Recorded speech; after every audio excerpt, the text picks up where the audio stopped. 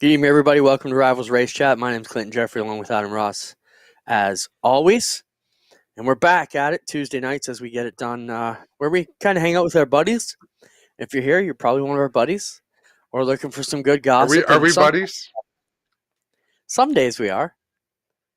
I You've been describe picking you, me off. and I actually have an explanation for it now. I describe you as my brother because we wouldn't have made it 20 years as friends.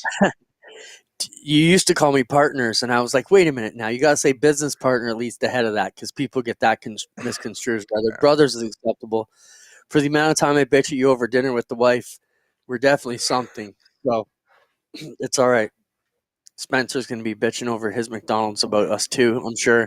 I'm sure we stressed him out today because you were throwing stuff at him last minute, and I was on the other side of the fence throwing stuff at him last minute, and we'll see how it goes. But as he says, it won't be pretty, but it will work, and we can live with that because we're just here to have fun. Adam, we got a pretty good show scheduled tonight. We have a lot of things to talk about. Jessica Power is going to join us from the Dirt Sportsman ranks, a veteran over there. We'll see how things are going in the East. Also from the East, Mark Rinaldi is going to join us. And Mark from Brighton is going to jump on to talk to us about where things stand with the Ontario government and the coalition of speedways and motorsports promoters that got together last year. And we all pitched in a study, in an economic study that we could kind of use as a lobby group to show the government that small track racing is super important. And we'll touch on a couple of those cool facts, which are quite large when you look at countrywide. So exciting. And to our amazing asphalt racing fans, next week we've got Joe Lawrence lined up, and this is going to be a lot of fun because we can talk about the upcoming race season, APC late models. We can talk about the Grisdale Super Late Model Series on iRacing, where Joe Lawrence, there's a huge upheaval in the point standings last week because Dale Shaw, who had been leading the points, failed to qualify. So the points got turned upside down. So there's 5 or 6 drivers that could win this title next week. Joe Lawrence is one of them. So we're going to spend quite a bit of time with Joe Lawrence. So race fans, you had some homework last week. Your homework was to talk about fuel and crate engines because we were going to talk about it tonight. So for next week, I challenge you, think of some questions you can ask Joe Lawrence. Because not only is he a great race car driver, but he's also a great race car builder, working down at McCall Racing Enterprises. Knows a lot about the race cars that you see at any of the asphalt tracks here in Ontario. So, Clint, I wanted to say that because we have talked a lot about dirt the last few weeks. There's been a lot going on in the dirt, and we certainly have a lot planned for asphalt coverage as well. So we try to keep everybody happy, except you, because you're no good when you're happy. You're supposed to be the pavement side, and I'm supposed to be the dirt side. At least that's kind of where we both originated from in this crazy racing world. And just credit on my side, I was the one that brought up, I said, man, we better get some more pavement things or I'm going to get slaughtered out there. But no, we do have. And let's talk about Joe Lawrence quickly here, Adam. I like to think I'm fairly versed in the Ontario race scene, but Joe Lawrence was a kid that I never really even heard of until we got out to do the G-Force APC races, which we're going to be back for all 10 this year.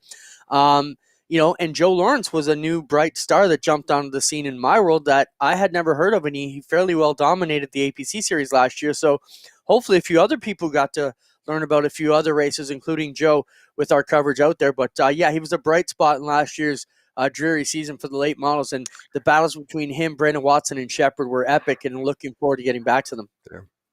His family, his history runs deep in pavement racing, down in the London area, Delaware Speedway. So we can talk about that. We can talk about family, where he came from. But I agree, it's very rare in my experience in late models for someone to jump up to that upper echelon of competitiveness, where you might put Brandon Watson, Pete Shepard when he's in the right equipment, Matt Pritico maybe in certain years, Andrew Gressel in certain years, but there's years they've been off. Joe Lawrence launched himself right up to the top of that list to be able to compete with anybody and everybody last year. So I wouldn't disagree with you, Clinton, that he wasn't a household name, but he does have a great story. Yeah, I wouldn't say household name, just from me on my radar, because like you said, Delaware is where they cut all their racing. And I've been stuck at Oshweekend for 25 years on Friday nights head to head with Delaware, so I don't really get to venture out or see much that goes on there. But yeah, I think when you mentioned the depth of the talent there, man, we learned that a lot last summer. You look at the field of cars, and you go to most races, and you could maybe pick 2 or 3 guys that could get it done. But man, those APC Series races, anybody, 10 to 15 cars could be have a shot on any night, and it really showed. Excited to talk about that. We did talk to Luke Ramsey from APC this week. He did confirm the races were going to happen, 10 races, so they're excited to get that going.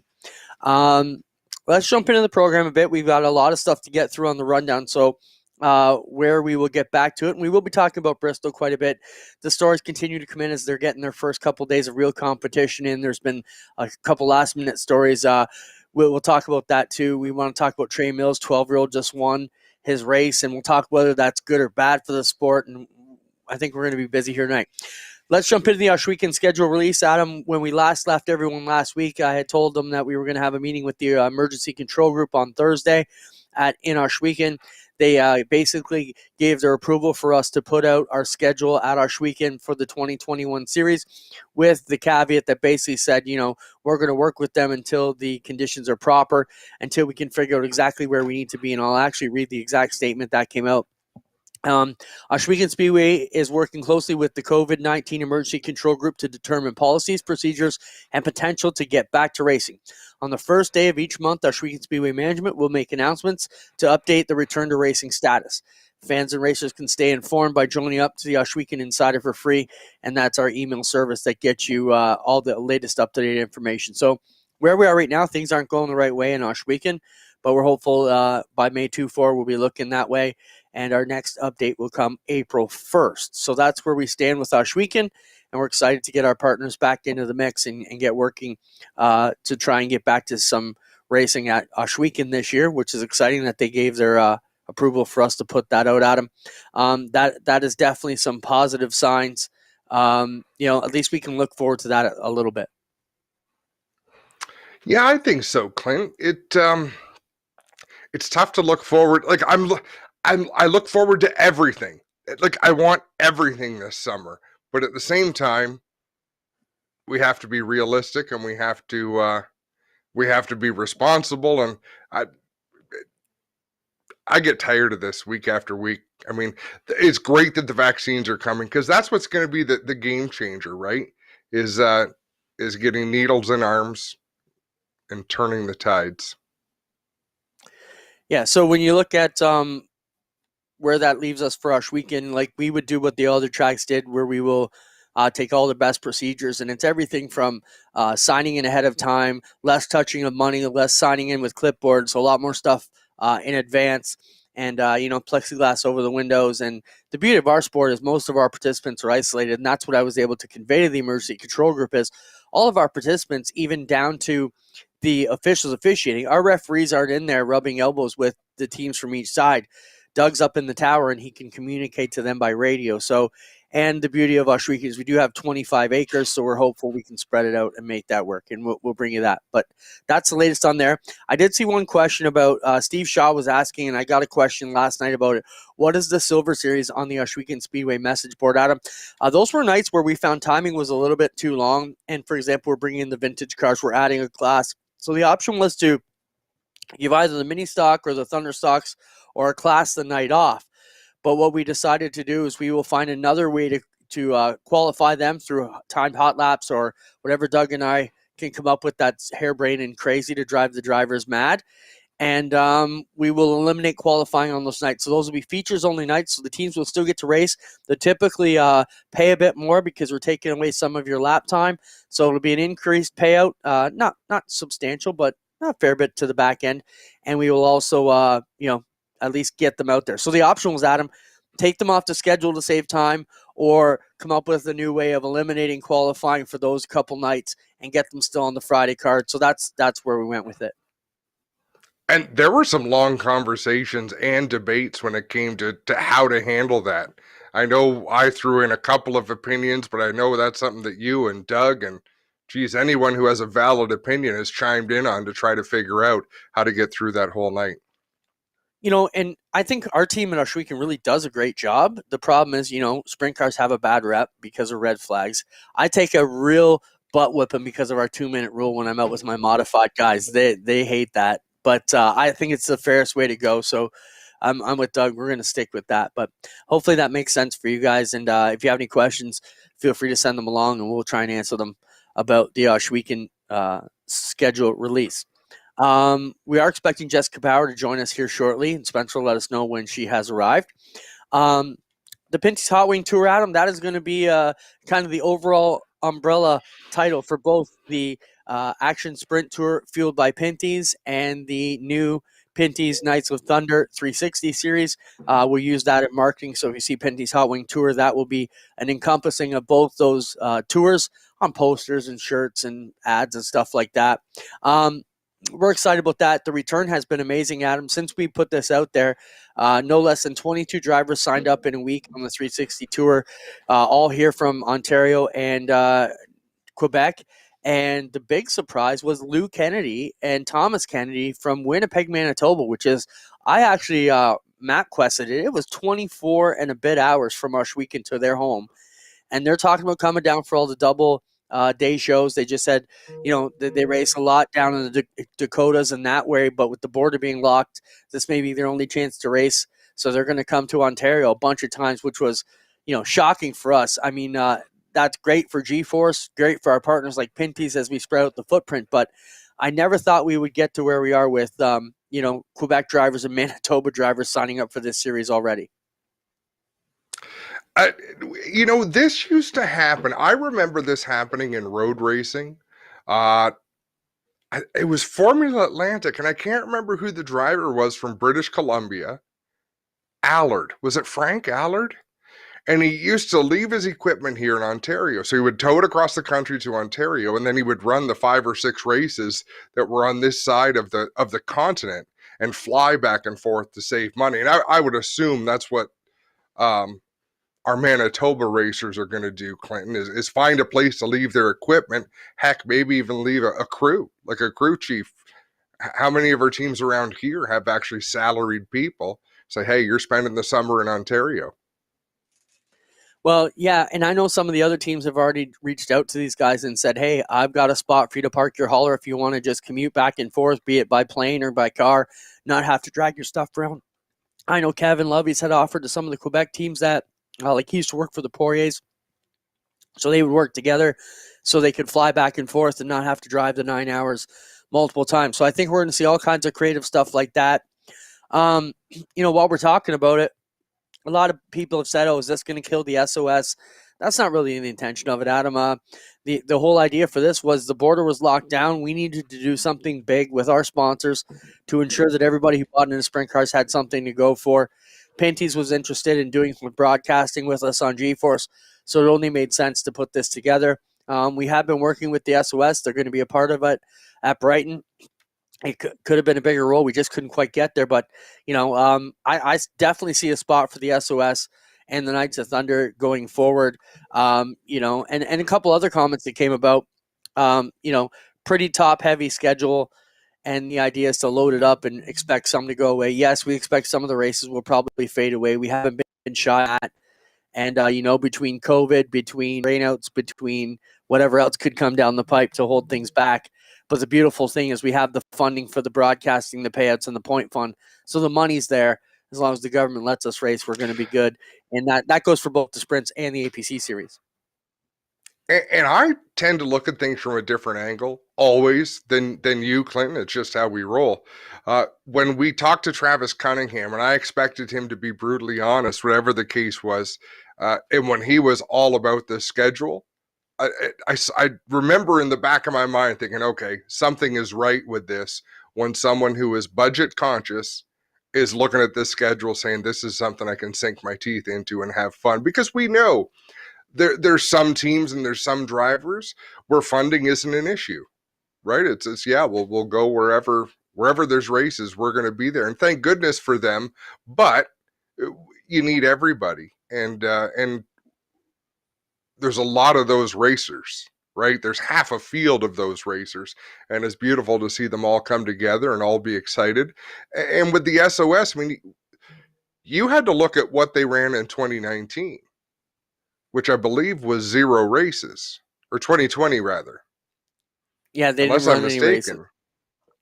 So No. you go to 2021, everyone needs to work together. Everyone needs to understand both sides, but hopefully everyone brings their cars out, and you don't have to follow the whole tour, but come out when you want to race and have a good time, because I think there's enough political statements being made the last year or so in the world.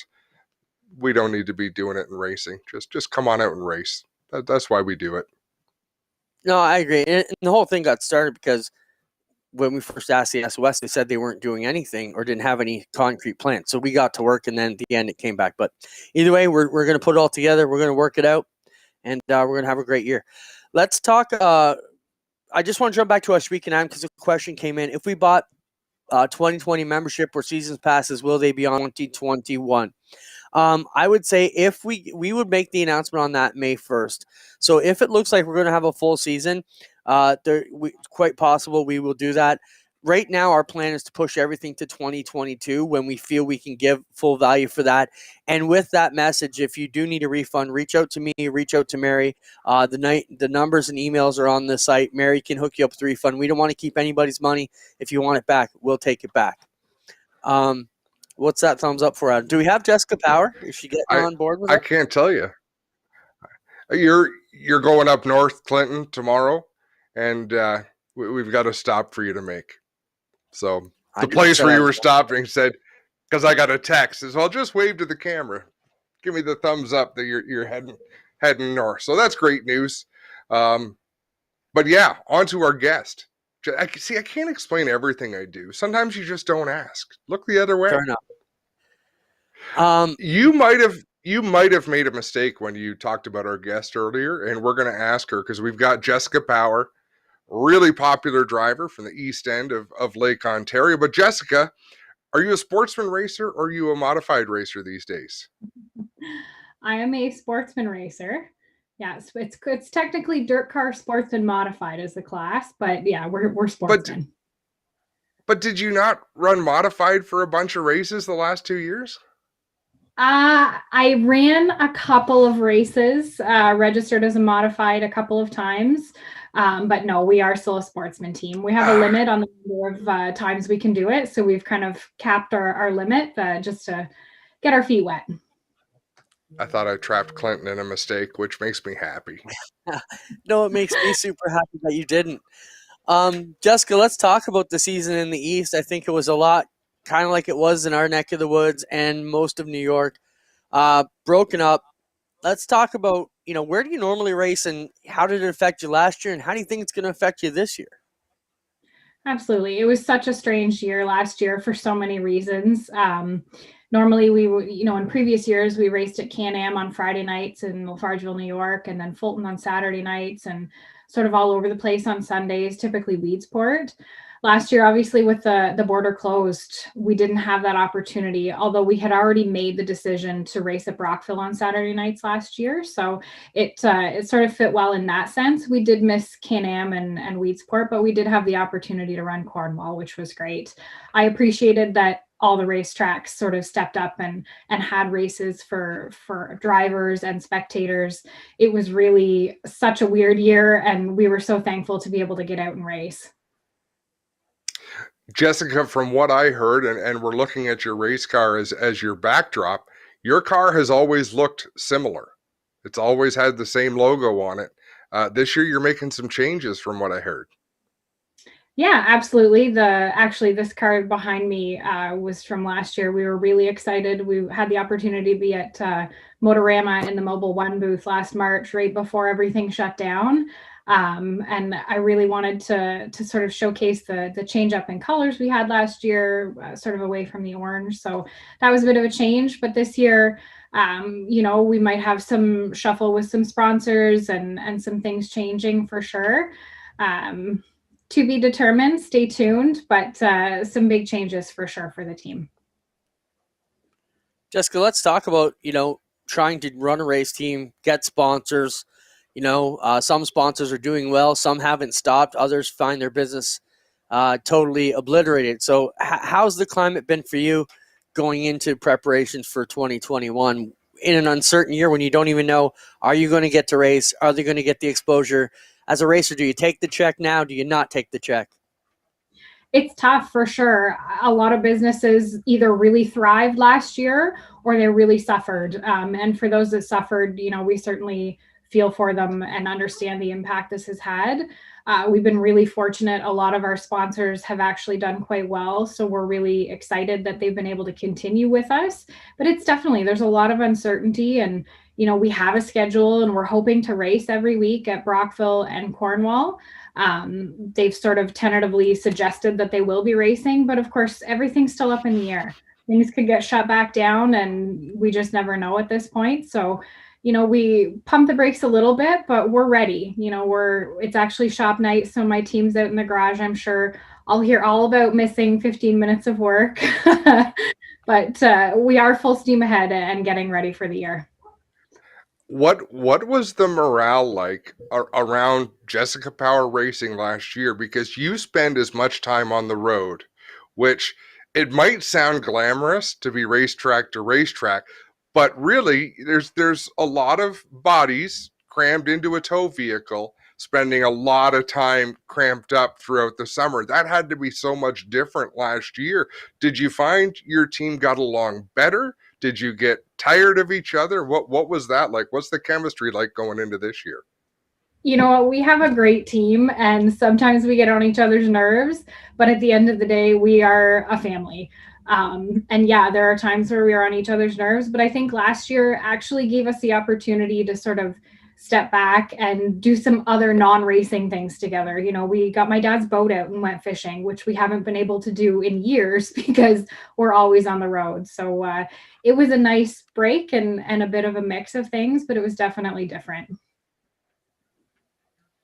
You missed a lot of big events that you normally went to. I mean, you've been a fixture at Super Dirt Week for many years. I guess it must have been a relief when Dirt Car decided not to have that event, as we were relieved too, because you weren't going to miss it if it didn't go on. Talk about some of the other events, that you probably would have liked to have got to, that with the border being locked up, you couldn't. Absolutely. There's so many. I mean, it's even hard to count all the ones that we missed.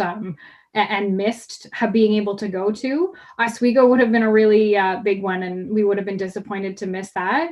But I was glad Dirt Car went on and had some sort of event. And actually, we talked about it after, and we really thought it was a great format. And we almost wish we could have crossed just to participate in the 6 nights of racing. When we realized it was all canceled, we had the opportunity to go camping, which is, again, something we don't get to do much. And we were actually able to get Dervision, and we set up our TV on a table outside of the camper and sat by the campfire and watched. So we are never far from racing, no matter where we are, but definitely sad we didn't get to experience that. Yeah, it's the tough reality is it's not the worst thing to sit back and watch racing, but when you're used to doing it as often as you are.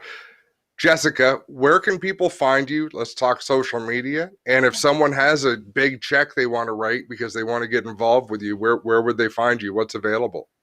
Absolutely. So our Facebook page, Jessica Power Racing, as well as our website, it's jessicapowerracing.com. And you can always reach us via email. The contact information is on both the website and the Facebook page. We are actually looking for sponsors for the 2021 season. Like I said, we've had some changes. Some businesses have been sold and things are shuffling a little bit. So we may have a fairly prominent spot available on the car if anyone is interested. All right. Thanks, Jessica, for being with us. We appreciate your time today. Thanks so much, guys. Have a great night. Yeah, good to see you. Get back to work. Jessica Power is one of the most grounded racers. Like I've actually never seen her speak in a tone that's really any other than what she was just talking in. Right? Like the definitely good night, bad night in between. Yeah, she's level. Moving on through some of our other dirt stuff going on. It was announced this week that Jessica Friesen is going to jump in one of the Hallmark trucks and run it at Bristol. She's going to be number 62. And with some local support, I know some of our friends around here have gotten on the deal there. I know John Brush and the folks at Tammy 10 Media and Corpac are going to be involved there. And John said to me, this was the media that was sent out across NASCAR. And John called me all pumped up on the weekend. He said, man, it looked like a Corpac advertising out there for NASCAR. And this is Jessica where she won the $12,000 to win US, our biggest payout ever at Ush Weekend.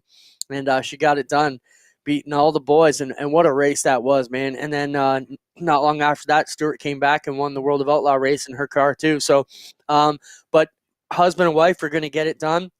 And then just announced late tonight, right before we went on the air, that Stuart Friesen is going to make his Cup debut, not this Sunday, but the Sunday after at Bristol for Spires Motorsports. So he'll be driving the number 77 Hallmark truck, and we'll be there to cheer him on for sure. And I'm going to try and get Stuart and Jessica on the show next week, Adam. We haven't asked for them in a while, but I think if any week, Tuesday of next week would be the day to get it done. They'll have a busy week ahead, but exciting racing. I think for all of us sprint car and Northeast fans, it gives us a couple we can really cheer for at one of the biggest the biggest dirt race weekend in the world, probably going on with the most eyes. It's certainly going to be coming up. It seems to me, Clinton, Jessica is a great racer. She was a phenomenal racer. I would have liked to have seen her career side by side with Stu's. If she got to race as much as Stu did, there was a big focus. She was good enough to come to Ush Weekend and win a sprint car race at our place, which is no easy task. You know what I mean? They focused on family, so she took a little bit of time off there. And I don't know that she's turned as many laps, but she is the real deal when it comes to race car drivers. Well, she definitely took a couple years off there when they had Parker. And then most recently, last couple of seasons, she's been playing with the big blocks at Fonda on Saturdays when they're at home, and a couple of the short track Super Series races. If I understand correctly, I think she took a pro stock out to Georgetown to test a little bit, just so because she's never driven a car that heavy, being in sprint cars and modified. So they were going to get her into a 3,000-pound car and start working out some laps up there. I don't know how that went. I think it was pretty hush-hush. They didn't make a big deal of it. But we'll follow that story as well. But I think it's exciting for, two of the drivers that we kind of grew up around, grew up being friends with, grew up watching racing, making it on the biggest stage. And, I know it's killing our buddy Tony Spiteri to not be down there. And the other thing that we want to announce, and I don't know if it's actually been announced officially yet, but we're going to put it out there. TSN is going to cover the race for the first time ever live coast to coast here in Canada, and that has a bit to do with Pinty's pushing to make that happen. So excited to see that come down. Tony's another guy we're going to hope to get on next week to talk about all their involvement in Bristol and why they do that. I've got a couple of clips. Adam, last week I went down to Pinty's and shot a couple of videos for Tony. We've got the driver start your engine video, the driver meeting video, and if they give us his blessing after they air on down there, we'll play them up here because I know you love to show off. You love to bring the fans into the drivers meeting video, and it'd be cool to hear what they've got to say. So before we get too much further down that road, we got Mark Rinaldi on hold. So let's jump into that, and then you and I can spend the rest of the show jaw-jacking about whatever else is on the list. So bring Mark on, Spencer, if you can, and we'll talk to Mark. Hey, Mark, welcome to the show. Hey, guys. How's it going? Good. Looking good. What's that? Like that's all. I figured 2020 wasn't so good when I shaved every week, so what the hell? We'll give this a try this year. I thought you were the type that usually has to shave at lunchtime again, or else that's what it looks like by the end of the day. So it is only a couple of days, so we'll see where it goes. But I don't think Ange will let me get it. Like, I'm not going to look like Uncle Si, but hey, we'll see. Mark, let's talk about the schedule quickly. Brighton, you guys are putting out a schedule. What's the status? Yeah, I think probably either late this week or early next week, Clint, like we've discussed. I've got a couple schedules to put out. We got the Brighton schedule, which similar to you and everybody else, we're planning to put out a full schedule, and then we'll update people as things progress. We've got the NLMA late model schedule that's looking pretty good. Same thing. All the tracks are in a state of wondering what's next. So for that, most of them have committed to a race this season, and it's looking good. And then, between me and you, we got to finish, and the other tracks, we got to finish just putting out the ODCC schedules for the mini stocks and the thunder stocks, it's exciting. This is the first year that all 5 tracks are going to have ODCC mini stock events. And, we welcome Southern Ontario Motor Speeder back into the ODCC Thunderstock events. So it's an exciting year. Just hope we can make it all happen. Everybody's making plans, and everybody's trying to make the best of it. Understanding that there's still some questions up in the air.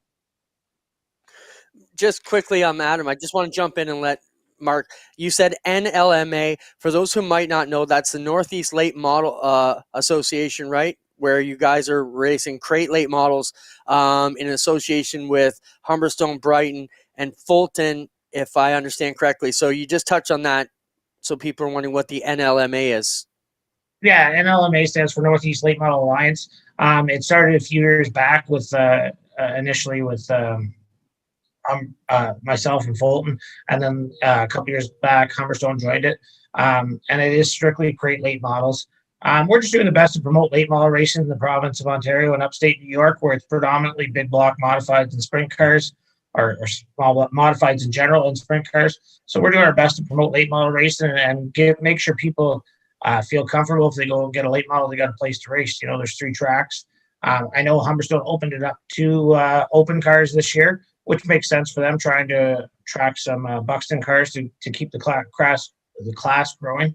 But both crate cars at Southern Ontario Motor Speedway and at Humberstone Speedway will still get a chance to collect points towards the Northeast Late Model Alliance Association. And we should have some press releases out soon for that, just to keep drivers up to date. It was a tough year last year, like everything else, and we're looking forward to this year and moving forward. Mark, I feel a little bit badly for you because I know how much you enjoy your Saturday nights at the track. But talk about Andrew, the real boss of Brighton Speedway. I mean, that is her gig. Running the Speedway is what she does. We keep hearing from you, but we haven't heard from Angie much at all in the last year and a half. How is she holding up, and how's that been? Because I know she's got to be going half nuts. She's definitely going half nuts. No, she, I think that I'm the one that's committing to all these changes and all these policies and procedures we're putting in place to hopefully appease the government to allow us to open. So she's the one that's got to make it all happen, right? I'm the guy that puts the plan in place, and she makes it happen. So I can't say she's overly happy with all the new stuff that we're going to have to do if we are allowed to open, but she's a trooper, and we've been doing this. I've been doing it for 40 years since I was 5, and she's been with me for 29 years. So she's accustomed to it, and we're looking forward to try and make a go of it. What else are you gonna do? You can't just sit back and not do anything. So we're going full speed ahead. A smart man, Adam. He knows just do it and ask for forgiveness instead of asking for permission. I'm going to tell her you taught me that, Mark. Let's talk about a couple things, the real reasons we brought you on, to talk about where things are going with the government, Mark. Last year, about 32 motorsports promoters in Ontario got together to petition to the government to let us get open. It was successful, and you were kind of the quarterback or the pitcher for all of that going on. You updated us on that, and the other thing I want to touch upon was the economic study, or whatever we're calling it, that a lot of the tracks bought into, and where that goes. So touch up first on the government, where we stand with that. Yeah, unfortunately, I wish I had more positive news to tell everybody.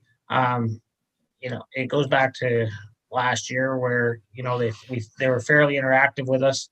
And then up until November, we had a very good conversation in November. And then we went 2.5 months where we sent numerous emails and didn't get hardly any feedback at all. Finally, in, I'm going to say mid-February, we started to really put some pressure on our local MPP just to try and gain some traction. And since then, I would say on a positive note, we now have meetings bi-weekly, and we're getting updates on a much more frequent basis. And we're actually meeting with the person within the Prime Minister's office now, or sorry, the Premier's office right now, and that happens every 2 weeks. Unfortunately, we submitted a very detailed plan. They were impressed by our plan. I've heard it from numerous people. The problem is, they still link us in with everything else, and they say, well, if we allow you guys to open up, we got to allow everybody with spectator sports to open up. And I'm very open and said, that's fine. If that's the case, then give them all my plan. I don't need to copyright or our plan. We don't need to copyright or anything like that. I want to see everybody open back up, as long as they're doing it in a safe and efficient manner, and doing what's right, keeping public health restrictions in mind, right? So last meeting we had was with last Thursday, and the same thing. They said the plan is still under review. They didn't give me any timeline for it, which is discouraging. And they a few times referenced, sort of vaccine rollout. So that has me believing that they're going to, before anybody puts their neck out on the line, they're going to try and wait and see how the vaccine rollout goes out here in Ontario, where, as I think everybody knows, we're a little bit behind. Some places we're behind the rest of the country, and definitely behind a lot of places in the rest of the world. But it seems to me like before there's any major announcements that we're going to have to wait for vaccines to kind of roll out.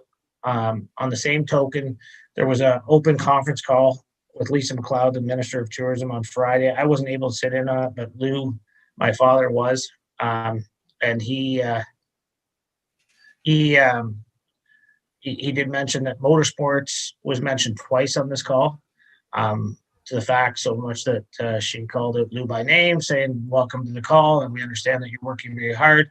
And she referenced that the motorsport plan was a good plan, and it was in front of the people that need to review it. Unfortunately, there's a lot of plans in front of these people, and there was no timeline given. And this was in front of all sorts of tourism, sports, heritage, culture, industry, that ministry. So it takes everything from campgrounds to concerts to movie theaters to museums to everything. And like I said, motorsports was mentioned twice in it, as much so as they recognized we were on the call. There was no two-way dialogue, but it was just an update of the industry. And so it's good that they know we're out there. We're definitely gaining traction. They definitely know we're pushing. I've been very clear with them, because it's really been just me and Alex Nagy from Jacasa that have been on the calls and pushing them.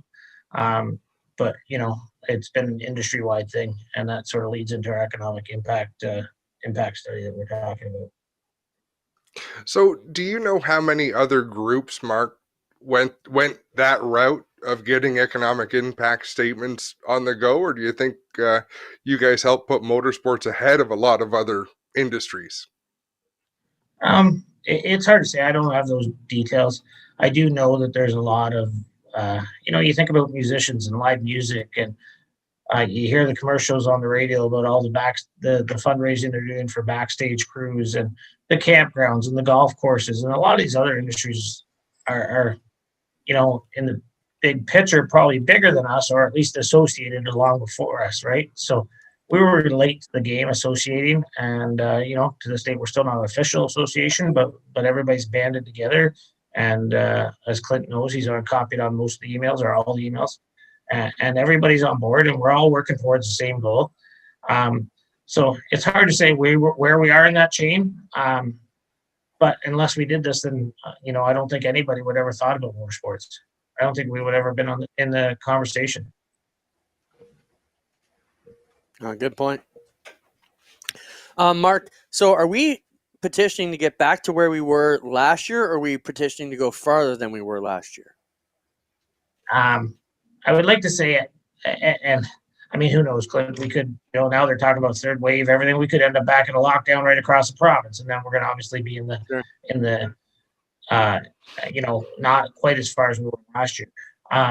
but the current plan in front of the government is a percentage-based capacity based on the color code that your region is in, right? So if you're in green, I believe it's at 55%. If you're in yellow, it's at 35%. If you're in orange, I think it's 25%. Red is, I believe red is competitors only, which is what we were last year. And then gray would be a lockdown and no racing. So that's what's in front of them. Nothing's been approved. There's been some two-way conversation, but nothing's been approved. And the goal would be, and I think you and me agree, that most tracks, if we can get to 50% capacity, would be happy to run our definitely our weekly events and some of our specials. All right, Well, Mark, and that's go ahead, Adam. no, go ahead. I was Flamborough Speedway put out 2 schedules. Here's if there's no restrictions. Here's if there's restrictions. Where is your mindset as far as that goes? Are you? I don't even know how to pose the question, Mark. It's there's not many years when you lay out 2 schedules and actually release them. Yeah, I mean, it's really hard because we don't know what those restrictions are going to be. Like I said, we could go back into lockdown. They could say 100 fans. They could say competitors only. And I think, you know, a lot of the restrictions around competitors only are going to probably have to be tightened up this year at a lot of the tracks because, I mean, last year people were bringing in their kids as part of the crew. Well, in October, we got a letter from the government that said it was very, very clearly stated that, you know, competitor-only events are for competitors, their essential crew, and track staff. And, you know, we all know that they've started enforcing and started fining people, right? So this is something that the tracks are going to have to take into consideration when deciding who they're going to let in, right? So, Adam, I think to that point, you know, yes, I've got a plan B in the back of my mind. And yes, we are going to be racing no matter what this year. Whereas if you talked to me this time last year, I would have said, no, we wouldn't be racing without fans. We will have events, no doubt in my mind. It's just what that plan B is going to have to be flexible as it was last year, I think, you know. Yep. And before we say goodbye, Mark, you're getting plenty of love on out of our comments. People are very appreciative of the effort you've gone to this off season. Travis Cunningham, thanks you for all your hard work. Julie Martin says, keep up the great work. So people are appreciating what it is you're doing because I can only imagine the amount of hours you've put into it.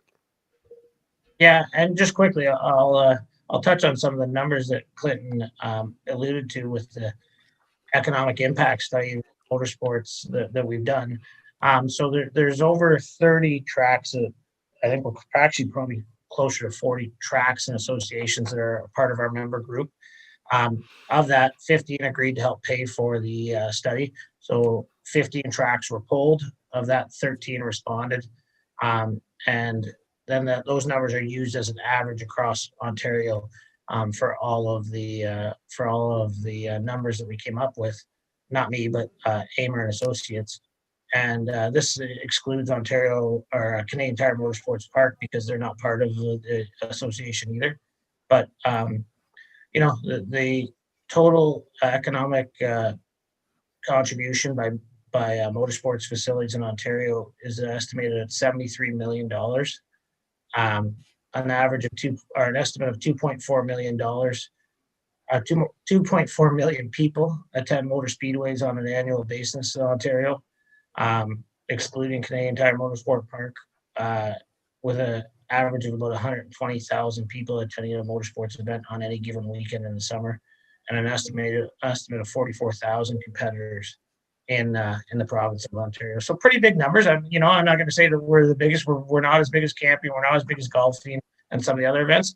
But it's definitely something that should catch some people's eyes, and we make an impact, and they need to pay attention to us and make sure that we're able to open in a safe and effective manner. Awesome. We appreciate your time, Mark, and on behalf of everybody in the motorsports community here in Ontario and Canada, thanks for what you and Lou and Alex and everybody behind the scenes have done. We know firsthand we wouldn't be on the track last year and had half the success that we were able to get out without your hard work, so we appreciate that, and we'll definitely be in touch. Oh, and by the way, I'm going to announce the combined Duel on the Dirt dates. You're all right with that, right? Yeah, that's good. All right. Thanks, Mark. We'll let you go. Perfect. Just Thanks, just to cap that, Spencer, throw up that sheet, the Duel on the Dirt dates, Adam. I got a lot of people asking when that came about. So Mark alluded to it. These are the Duel on the Dirt dates. Instant Panels is back with us for another year covering the Point Fund. So there you take a look at the Duel on the Dirt Thunderstock dates, combined dates. That's all these are. Humberstone, July 1st. And take a look at that. If you need to, we'll leave it up on the screen for a minute, and we will get that out. I believe the press release is coming out Friday for the Duel on the Dirt series, and the website will be all updated. So excited about that. Excited to have Southern Ontario Motor Speedway back in the 5. So all 5 tracks will have both combined mini stock and Thunderstock races. The home track races are on everybody's schedule, and they only pertain to the home track divisions. Thanks, Spencer, for having that up. Where would you like to go from here, Adam?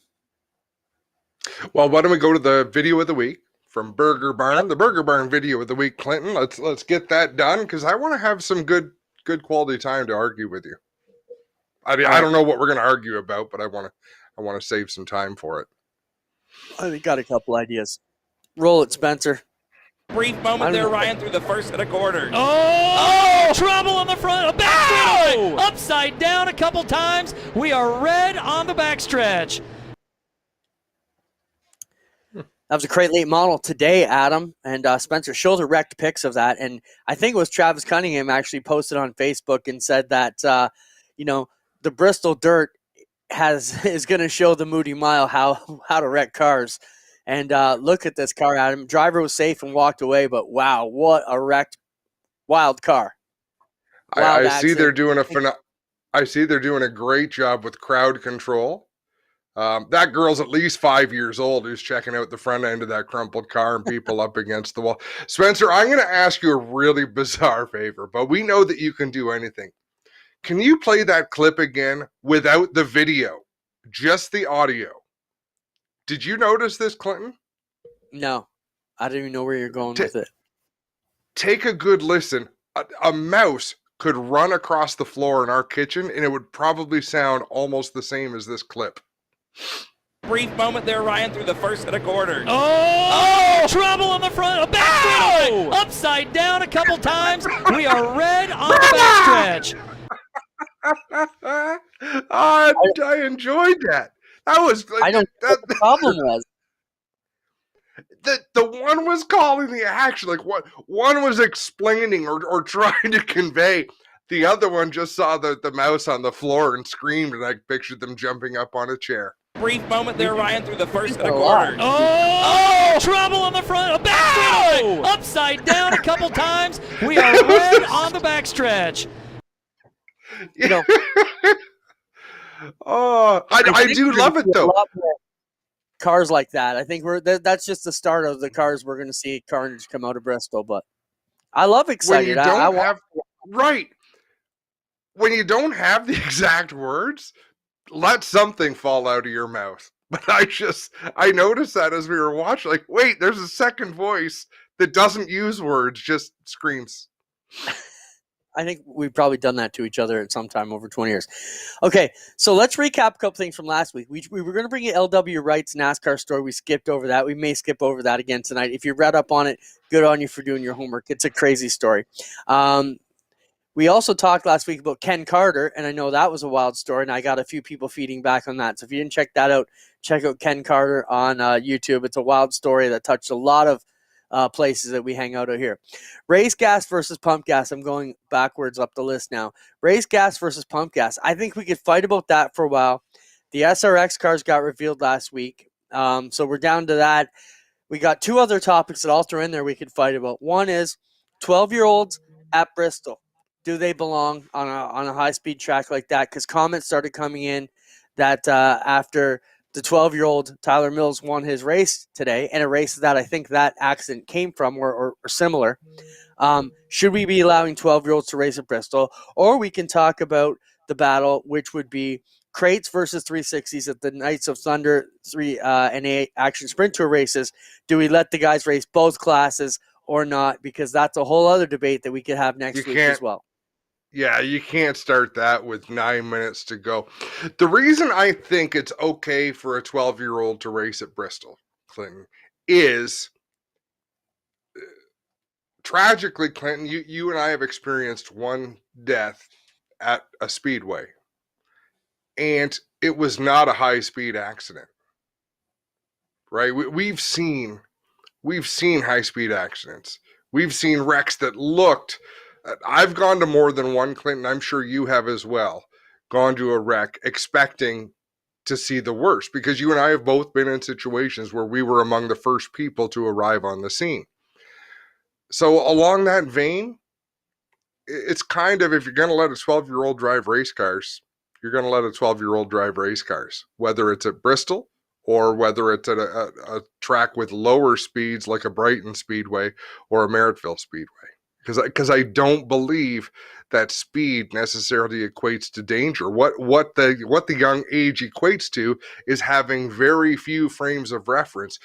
You're not scared of what you don't understand.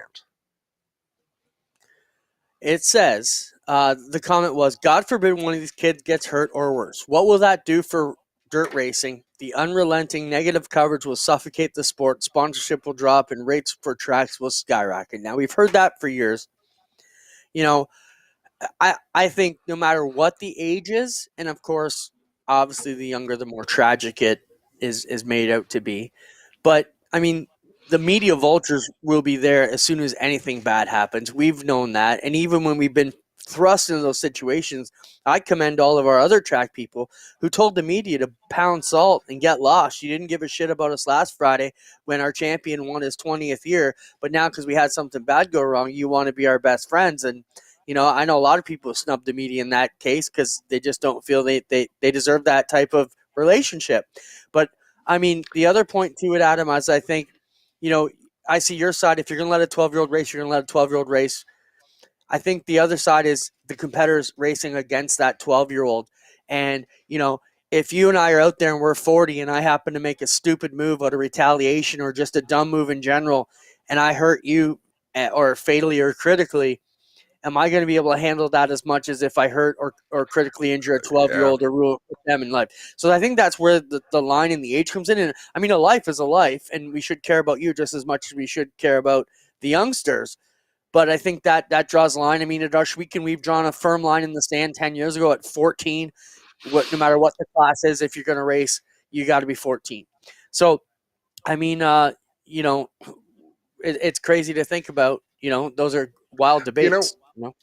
Did you? I know you watch a lot of the Mindwell sessions, but not all of them. Did you happen to catch my interview with Sam Gaynor, the motocross racer? Was it last week or the week before? Yeah. And along his lines, and he's been doing it for a long time. He's been doing it since he was a kid. And he says, the question is not, am I going to get hurt again? It is, when am I going to get hurt again? He says, as a motocross racer, it is inevitable you are going to face injuries. You hope that they're not going to be too serious to recover from. And I'm paraphrasing. I'm not quoting him exactly, but it's clear to talk to him and look at him. He is in control. He knows the risk he is taking and he accepts it. So that's where it's challenging for a 12-year-old, because are you mature enough to accept the risk that you're taking? And I can't make that argument. Clinton, you and I both have kids and they're older than 12 now. And when they were 12, what situations did we put them in, and would we have put them in? Well, it's funny you mentioned that because, I had my kids both micro sprinting at Arshweekend there a couple years ago. Kenzie would have been about 13 and Jack was probably 12. And on a different note, I shattered my legs when I was 15-year-old skiing, okay? I broke both my legs, shattered one. I was in a wheelchair for 3 months. My whole grade 9 year was totally screwed.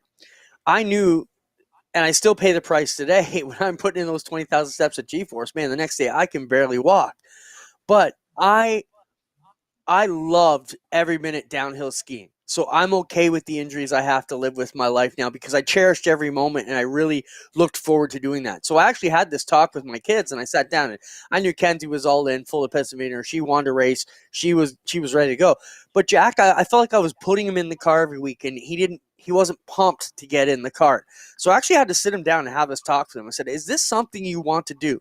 Because I don't want you resenting me when you're 40, feeling the way I feel on the Sunday morning, because I made you do something that you felt it was the family tradition or you felt it was something you had to do. So he said, no, it's something I really want to do. And I said, because if you don't want to do it, Yeah. I'll gladly Yeah. park this car.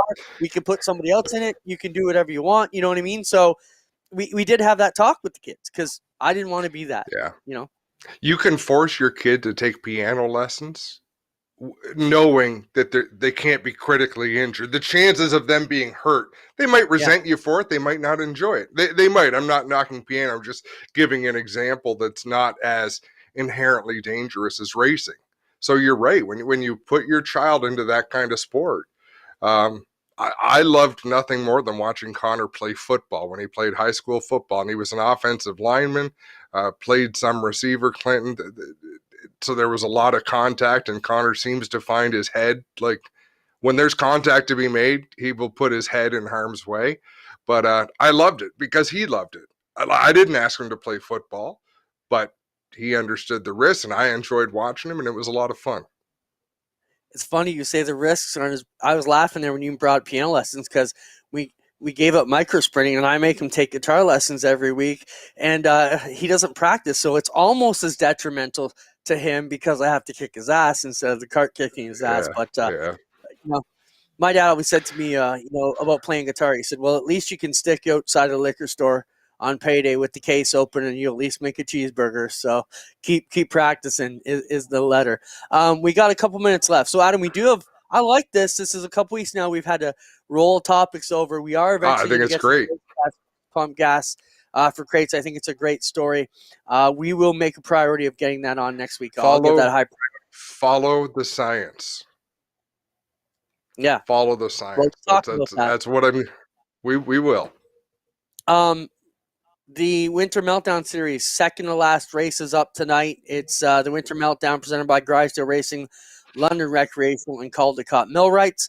Adam, been some wild racing. 2 races left to go coming up right here in about 2 minutes, right here on G-Force. Yeah, I'm looking forward to a great night. I created the servers. It's the first time all year I've done that, Clinton. We had some personnel changes in the last week. Looks like I might have left fast repairs on by accident, so that's not cool. But it should be good racing. The setup seems pretty loose. That's what we're hearing from the drivers. And as I mentioned, Dale Shaw had a points lead, and he did not qualify last week. So things have been turned upside down. There's a bunch of drivers. Joe Lawrence is up near the front. I think he's leading the points. Colton Everingham is third. Tyler DiVincenzo is up there. Why can't I remember exactly what order they're in? But anybody in the top, Dale Shaw is still in contention, but it's flipped it upside down. So there we go. Gareth Gonder, that's right, spotter for Andrew Gressel. So he's looking to cash in on some prizes out there and running in second. Colton is 4 points behind. And then Dale Shaw, Kyle Steckley, Tyler DiVincenzo. I think anyone back to Jordan House has a real chance. Ray Morneau, he'd need a lot of luck to jump up there and contend for the title. It's been a great series. I love the low point winning series. That's going to be great. So, and one final comment here. Fran just asked, what's the situation with the crate shortages in Ontario? 3 arrived today. They are starting to trickle back in, so maybe it's not as dire a situation as we thought. If you need one, give me a call. We'll send you in the right direction. Thank you, Adam. Thank you, Spencer. Thank you, everybody, for joining us. We appreciate you sharing it and being a part of the discussion. Next week, we'll have a lot of the pavement folks back on, and Joe Lawrence, who's going to try and contend here for the Caldecott London Recreational Grisdale Winter Meltdown Series coming up right here. You can check it out coming up now. Thanks, everybody. See you guys next week.